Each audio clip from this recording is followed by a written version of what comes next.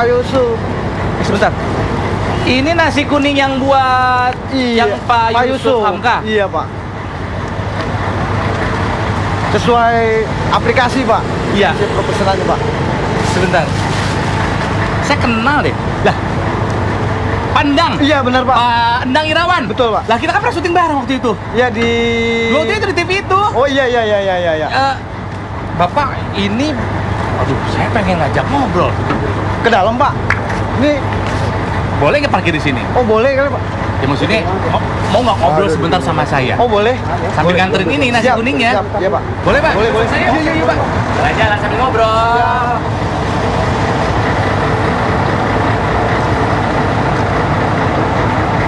Nasi kuning! Akhirnya datang dia, datang. Saya bawa supir atau driver ojek online-nya sekalian. Aduh. Bawa. Apanya? Ini. Saya kenal ternyata sama beliau ini. Oh ya ampun. Jangan dimakan dulu, ngobrol dulu kita ya. Iya. Pak De, jalan lagi Pak De. Berangkat. Nat, Apa? Kamu penasaran kenapa saya aja kan? mukanya nggak apa cukup familiar gitu loh. Masa Iya. sih?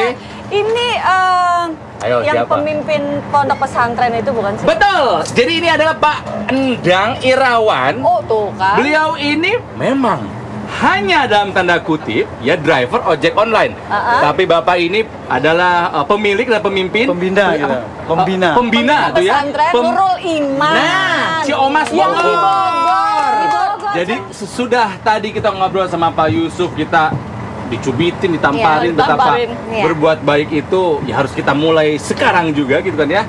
Nih, kita harus dengerin juga kisah dari Pak Endang Irawan.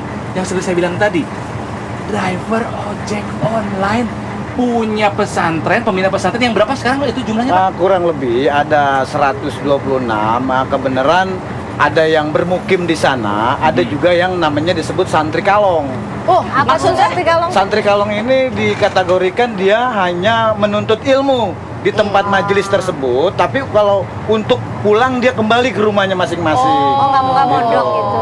Yang tinggal berapa orang? Yang tinggal kurang lebih ada sampai 6-70-an orang lah gitu. Dan ini mereka bayar. Mereka ada yang dikategorikan bukan bayar. Kalau yang namanya bayar itu ada tulisan SPP, sekedar untuk memberikan infak. Oh. Tapi dikategorikan seperti ini, kalau memang dia yatim, dia tidak pernah bayar. Apapun jenisnya kebutuhan mereka itu saya free. Kalau memang itu dia anak yatim. Kenapa? Kita ini hanya harus peduli dengan anak-anak yang tanpa orang tua. Oh. Kalau bukan dari kita, siapa lagi? Iya, Gitu. siapa lagi, bener juga. Nih yang ngomong-ngomong nih ya, ini kan supir ojek online, ya kan? Penghasilannya per hari kurang lebih berapa? Kalau dihitung penghasilan, itu nggak ada rumus matematika untuk mengayomi pondok pesantren. Nah itu dia, penghasilan per hari berarti kan ada untuk keluarga. Ada, ya kan? pasti. Buat istri Ya. udah punya istri Wajib ya. dapur harus ngebul. Tapi kok Anak. masih bisa? Nah, itu dia. Gitu loh buat pesantren itu. Jadi dalam pembahasan masalah rezeki ada ghairul layak tasib, ada layak tasib. Ada yang namanya rezeki tak terduga, ada rezeki terduga. Ada rezeki pakai kerja, ada rezeki nggak pakai kerja. Nah disitulah Allah akan memberikan rezeki-rezeki yang tak terduga dari mana, dari langit, dari tangan bapak, dari tangan ibu, Wow. dari tangan saudara-saudara. Saya nggak pakai kerja, tapi bisa menyalurkan ada rezekinya ke pondok pesantren. Itu adalah suatu anugerah dari Allah. Dan Wow. kalau penghasilan saya, ya secukupnya yang saya mampu. Kita juga rumah masih ngontrak. Tuh kan. Anak saya pondokkan di daerah Cirebon yang laki, yang perempuan kebenaran saya taruh di situ juga. Jadi kita berbagi antara keluarga dan antara pondok pesantren. Saya mengutamakan yang mana yang harus saya utamakan. Jadi yang diutamakan Yang mana duluan? Kalau kebutuhannya pondok, saya butuhkan pondok duluan. Tergantung kebutuhan. kebutuhannya saat itu. Iya. dan ada aja rezekinya ya. Masya Allah, kita harus yakin. Kita harus yakin seyakin-yakinnya bagaimana Allah itu memerintahkan kita berusaha. Dapatnya kan sunnah. Yang wajibnya itu ikhtiarnya. Prosesnya. Kalau Wow. masalah dapat, itu urusan belakangan. Maka kita jangan takut berbuat baik. Kalau kita takut nggak ada yang jalan. Kan ada pertanyaan, kok Bapak tukang ojek? Iya. Kenapa mesti peduli sama orang-orang begitu? Yang Hidupnya kaya aja banyak. udah susah Yang ya kan? belangsak. Yang kaya banyak. Yang gajiannya puluhan juta sampai ratusan juta. Kita cuma ratusan ribu. Kenapa kita berpikir? Karena kita di negara Republik Indonesia tercinta. Sekarang yang kita lihat itu adalah krisis ilmu, yang mana mereka tidak mengetahui tentang dirinya sendiri. Kenapa? Dengan kehidupan kita sebagai muslim harus dengan pakai ilmunya. Karena apapun kegiatan beribadah kepada Allah tanpa ilmu itu ditolak. Makanya kita miris dengan anak generasi penerus di era globalisasi ini tidak mengetahui tentang keilmuan. Yang bagaimana cara dia wudhu, cara dia berpuasa, cara dia sholat, bahkan cara dia untuk mandi janabah. Itu sensitif karena dalam kehidupan muslim awal pertama kan toharoh, kebersihan, bersuci. Bab pertama dalam fikih adalah toharoh. Itu yang harus kita pelajarin. Pak Yusuf, tentang pandang bagaimana Pak Yusuf? Luar biasa, makanya saya pikir kita bisa sinergi. Saat ini semua saya udah bisa. Sholat bisa, puasa bisa, Zakat sedekah mampu. alhamdulillah mampu. Ya kan bikin masjid tuh udah di kolong tol saya bikin masjid gaya Chinese. Oh ya? Ya kan di kolong tol Oriental look. Yang saya belum punya pesantren. Kita bisa sinergi. Saya punya tanahnya, insya Allah saya bikin pesantren. Ini yang ngurusnya. Masya Allah. Kita bisa sinergi.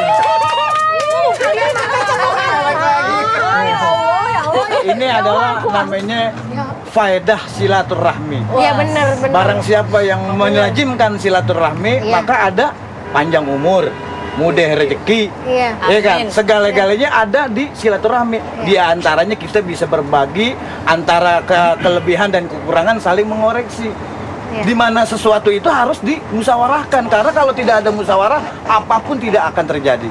Jadi ada pertanyaannya begini Pak. Oke, saya mau berbuat baik. Caranya gimana Pak? Mungkin di luar sana banyak orang yang Ingin berbuat baik secara dan ekonomi cukup. Kelebihan ya. Tapi caranya, nah gitu loh. Coba Bapak dibagi. Fastabiqul khairat. Berlomba-lomba dalam kebaikan. Dalam ente ngambilin paku di jalan itu sudah berbuat baik. Dalam ente menolong tetangga ente berbuat baik. Jadi berbuat baik itu semuanya faktornya banyak. Intinya lillahi Ta'ala. Jangan takut ente. Kita harus begini, ente bersaing boleh-boleh aja, bersaing untuk kebaikan. Kebaikan. Wah. Tapi kalau aneh beli kulkas, ente ngamuk mau beli mobil itu nggak boleh. Gitu. Namanya ngiri. Ini contoh. Nah ini santri-santrinya tuh dari mana aja sih Bang? Santri ini variasi ya, warna-warni. Jadi adanya dari Variasi. Variasi. Jadi ada yang dari Jakarta, ada yang dari Banten, ada yang dari Jawa. Nah itu datang itu. Pak, saya mau jadi santri di sini gitu. Itu gimana sih? Ya kadang ada dari teman. Rekomendasi, bahkan ada yang rekomendasi kiai. Misalnya dia punya guru di Banten dengan masukan ke Ciamas, karena pondok pesantren saya ini PPTQ. Apa tuh Pak? Tahfizul Quran, pondok pesantren Tahfizul Quran, Hafiz Quran. Hafiz Quran. Dan Belajar kebenaran dulu. kita sedang mengayomi santri putri gitu. Santri putri. Santriwati. Oh, kenapa Dan- putri? Ya, lebih terarah dan gampang diurusnya. Tapi kan banyak pernak-perniknya nih, kebutuhannya banyak. Iya, itu yang sangat saya Lebih ribet harapkan. gitu istilahnya. Benar, dengan pembalutnya kita mesti siapkan. Dengan dia obat-obatan yang harus saya Iya. siapkan, dengan kebutuhan mereka, insya Allah kalau Bang sesanggup, Soplo tuh yang insya Allah saya siap dan saya sudah menjalankan seperti itu gitu. keren ya. Keren. Tapi ngomong-ngomong, kenapa jadi supir Gojek? Oh iya, awalnya saya mekanik elektrik. Wih, Keren. Kerja saya ini jarang ada di Jakarta. Saya ke Kalimantan Timur. oh jalan-jalan. Saya Pernah ke di Samarinda nggak? Kalau punya Samarinda. Pak Yusuf nih. Samarinda saya. Saya dekat Sungai Mahakam. Iya Sungai Mahakam semua. Saya di BBE, Bukit Baiduri Energi. Oh di Baiduri sih. Saya itu Pantai Petir. Nah, Anti petir untuk PT tersebut. Rik-rik itu. Di situ saya kerja 8 bulan dengan kontrak. Kedua saya di Palembang Square. 8 bulan saya kontrak. Saya di Padang. Terus saya pernah ke Jambi. Pernah kemana-mana pokoknya.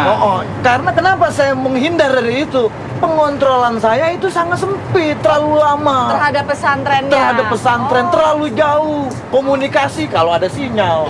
Iya. Kalau nggak ada sinyal, lewat teropong kan begitu. benar. Nah, makanya ada Gojek di sini.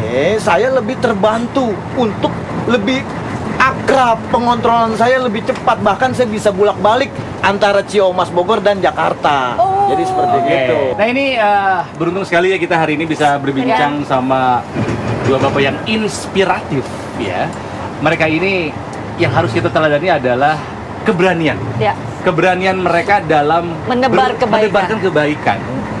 Tantangan pasti ada, rintangan pasti ada. Tapi kalau misalnya berani, semua pasti Allah yang bantu. Ya. Mereka berani seperti manuk dadali.